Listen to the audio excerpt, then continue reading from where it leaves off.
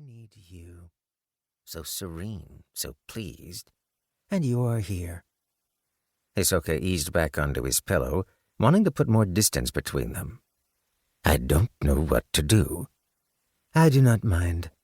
Rhomiko scooted closer, pushing up onto hands and knees, looming over Hisoka, trapping him.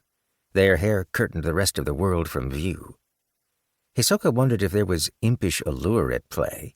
He couldn't bring himself to look away, even though some part of him was anxious for escape. What was Rhomiko after? But then he caught the briefest sparkle of green within the liquid black, like fireflies dancing in the distance.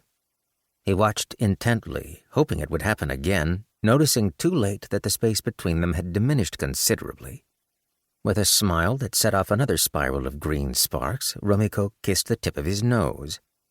An old memory flowed back, of Nemi drawing Hoshiko into her arms and bestowing kisses, some light, some lingering, and one bright enough for any to see. His sister may have had Hiroki for a twin, but it was Nemi's mark that shone upon her brow.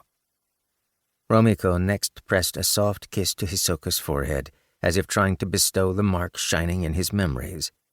And still, Hisoka didn't know what to do. Should he rebuff, as he would any advance? Should he reciprocate as a form of greeting? Rhomiko was not a child, but they may as well be newborn, and so he took up the same refrain, even though it made him sound petulant. I don't know what to do. You have never kissed someone before. I have. Am I mistaken? Hisoka finally managed to lower his gaze. I would hardly criticize a courtesy. The first was from Mother. She asked me to give it, and I have kept my promise. A kiss from Nemi. But why? Affection? Gratitude? Forgiveness? The second was from me. I thought it would shine. In Mother's stories, a kiss to claim would shine. Hisoka's gaze was pulled back, then drawn deep, for that fizz of green sparkles kindled his curiosity, held him rapt. Rhomiko's eyes held something like the fire in a gemstone, dancing just out of reach, akin to the whisper-light touch of Michael's soul whenever he coaxed for a tending session. Teasing, alluring, perfect. Why would you? Hisoka began, but he was already shying away from the answer his question might bring. He lived too long with starry portents not to be wary of truths, especially those he didn't want to hear. So instead he asked, Why Rhomiko? My name. Yes, it's not a star's name. Romi, perhaps, but Miko. For you. Hisoka hesitated. I don't understand. You have watched over others called Miko. That's true, but how did you know? Rhomiko went on.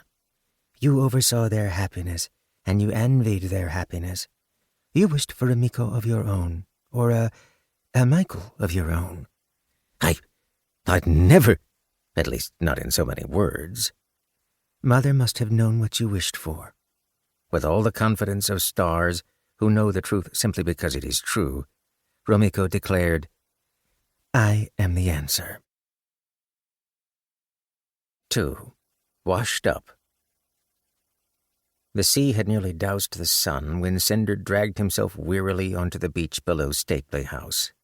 Cold seas and bitter winds had him curling tight atop snowy sand. He might like swimming, but crossing the ocean twice in a matter of days had stolen the last of his reserves. Shit, it's cold. He tried to think who to call for help. I knew you'd be back.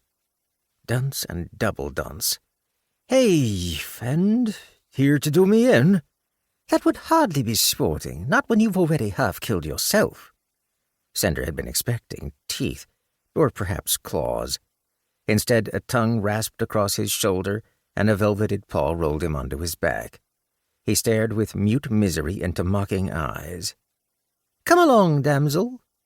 Not going anywhere with you, he muttered, jaw clenched to keep his teeth from chattering. Wrong. I found you, and I intend to keep you. The big cat lowered himself over Cinder, which may have been some kind of feline posturing, but all that really mattered was that Fenn's fur was warm. Cinder grabbed hold with numbed fingers, burying them deeper, seeking heat.